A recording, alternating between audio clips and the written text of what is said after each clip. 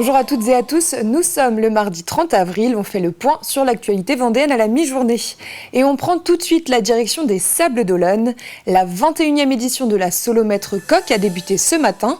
34 figaristes ont pris le départ. C'est la deuxième étape du championnat de France élite de course au large 2024. 8 jours de compétition attendent les skippers. Et ça commence avec 2 jours de parcours côtier avant le départ de la grande course jeudi. Simon Philippot est allé encourager les figaristes avant leur départ ce matin. Et la spécificité des Figaro, là, c'est qu'on a tous les mêmes bateaux. Donc contrairement au Vendée Globe, c'est que et là c'est vraiment ça qui fait un peu le match sur la solitaire, c'est qu'on est tous à armes égales et donc c'est les skippers qui font la différence. Donc vraiment ultra intéressant niveau sportivement, pas de développement de matériel ou peu. Et puis du coup on sait que celui qui franchit la ligne, il a été meilleur que les autres. J'ai hâte d'y aller, les conditions sont super. J'ai pas encore trop la pression qui monte, mais je pense que dans le chenal qui est assez long, ça va monter tout doucement vers la ligne de départ. Mais non, j'ai hâte d'aller courir et d'aller naviguer. Et c'est vraiment, j'ai vraiment envie de faire de la compétition. Toujours en voile, le bateau L'Esprit d'équipe qui a terminé l'Ocean Globe Race le 14 avril dernier à Cowes, au sud de l'Angleterre, est arrivé aux Sables d'Olonne samedi. On rappelle que l'Ocean Globe Race est une course autour du monde en équipage et en étapes, une épreuve dite à l'ancienne sur laquelle l'usage d'appareils électroniques n'est pas autorisé. Elle reprend les conditions de la Whitbread dont la première édition s'est déroulée il y a 50 ans. Le voilier L'Esprit d'équipe avait d'ailleurs remporté cette première édition.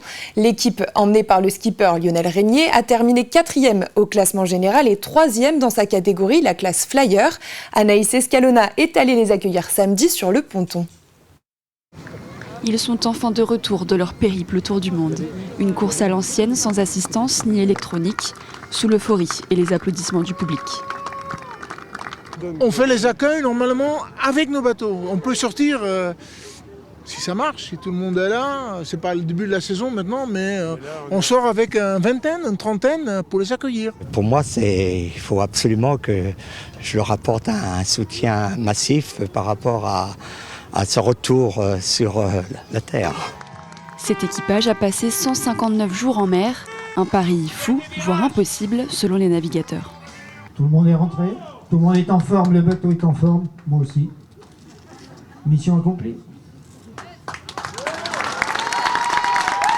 On vient de boucler une mission que tout le monde pensait impossible, même nous.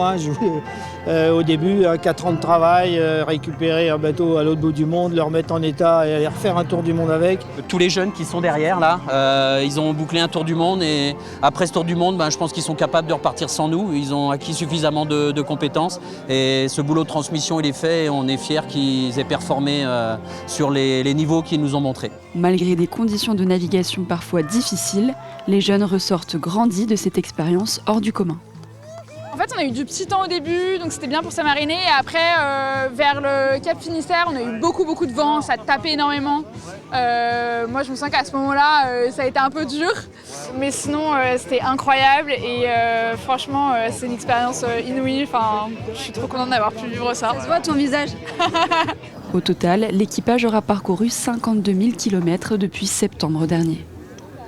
Si vous ne faites rien, le 11 mai, vous pouvez participer au défi de l'association La Joie au Cœur. Elle a décidé de réunir 1000 chanteurs et chanteuses pour la paix. Alors ne vous inquiétez pas, il ne faut pas chanter à la perfection, tout le monde est le bienvenu. Il faut apprendre la chanson Unis comme des frères du groupe Open. Et le groupe sera d'ailleurs présent le 11 mai, jour de l'événement, qui se tiendra à la salle des fêtes du Bourg-sous-la-Roche. Il reste encore des places, donc n'hésitez pas si vous êtes motivé par ce projet. Il n'y a pas forcément besoin de chanter, il faut juste avoir un cœur qui vibre pour la paix, un élan intérieur. Et ça suffit, puisque, on sera quand même nombreux. Donc si on fait quelques fausses notes, ce sera noyé, je pense, dans le volume sonore qu'il y aura.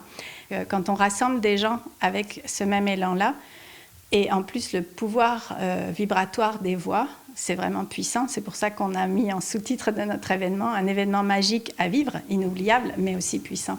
Vous connaissez sans doute l'émission Pékin Express. C'est une course d'orientation en binôme. Eh bien, en Vendée, nous avons la nôtre, Marais Express. Depuis 13 ans, la course calquée sur l'émission d'M6 attire des participants de toute la France. Il faut dire que tout y est, les épreuves, l'autostop, la débrouille et l'esprit d'équipe. Les sélections ont eu lieu il y a quelques semaines sur le département. Regardez ce reportage de Diane Delangle. Dessiner la maison Clémenceau à Saint-Vincent-sur-Jard, c'est une des épreuves qui attend nos 60 équipes en cette journée de sélection. Pas évident pour tout le monde. Ah non, j'ai pas fait les beaux-arts. Mais j'aurais su qu'il y avait cette épreuve-là, peut-être que j'aurais pris des cours. Une super journée, on s'éclate, voilà. Sans compète, sans rien, on rigole. C'est vraiment une journée fun. Voilà. Et se dépasser. Ouais. J'ai mangé un œil de cochon.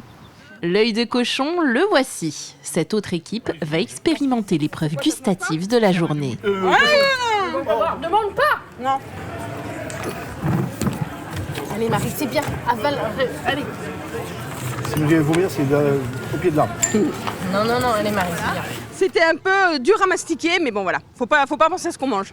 Ça se passe bien pour vous jusqu'à présent? Oui, super, les gens sont super sympas, ils nous prennent en stop et tout, c'est génial. Les découvertes s'enchaînent. Ici, on chasse comme un homme de la préhistoire. C'est de découvrir une arme de chasse de la préhistoire qui s'appelle le propulseur. Et donc de réussir à la fois à faire du tir de distance et de précision. Parce que ça demande un petit peu de physique et puis aussi de précision, de contrôle de son corps. Et de se rendre compte aussi de l'efficacité de cet outil qui est quand même une belle invention de la préhistoire. Ça rappelle un peu le lancer de javelot à l'école, mais avec un peu plus d'équilibre. Et c'est sympa de se retrouver un petit peu dans le côté préhistorique qu'on n'a jamais approché. Et on se dit que les gars ils chassaient assez précisément du bétail comme ça. Je me demande comment ils faisaient, mais de ne pas manger beaucoup à mon avis. Pour se déplacer d'un point à l'autre, les candidats disposent de leurs jambes ou de la possibilité de faire de l'autostop. Excusez-nous. Bonjour. Est-ce que vous pourriez nous emmener jusqu'à l'église, s'il vous plaît? L'église, je peux? Ouais. Alors, c'est pas les plus sportifs qui vont gagner, c'est ceux qui vont être un peu plus stratèges. Il faut pas être timide, c'est-à-dire qu'il faut demander aux gens de l'aide, il faut trouver le stop. Pour les 3 jours, c'est à eux de se débrouiller pour dormir et pour manger. Donc il faut savoir aller vers les gens et il y a un contact humain qui est très important dans ce jeu-là. Les candidats viennent de toute la France pour participer. Seulement 10 candidats de chaque catégorie, hommes, femmes ou mixtes, seront retenus.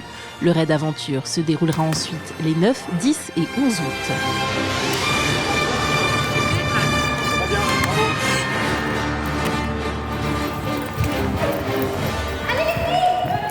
Voilà pour l'actualité de ce mardi midi. On se retrouve à 18h pour le journal. D'ici là, passez une excellente journée sur TV Vendée.